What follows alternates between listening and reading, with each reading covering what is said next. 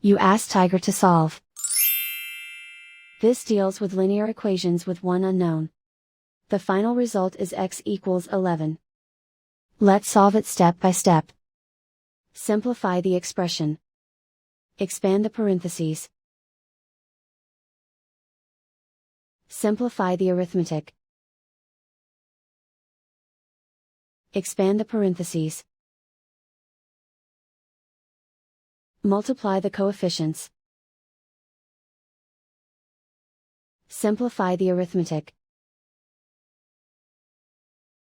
Expand the parentheses. Group like terms. Simplify the arithmetic.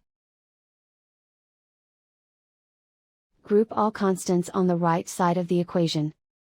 Subtract 26 from both sides. Simplify the arithmetic.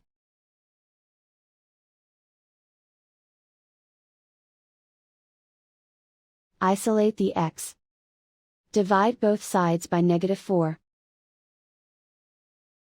Cancel out the negatives. Simplify the fraction. Cancel out the negatives. Find the greatest common factor of the numerator and denominator. Factor out and cancel the greatest common factor. And so the final result is x equals 11.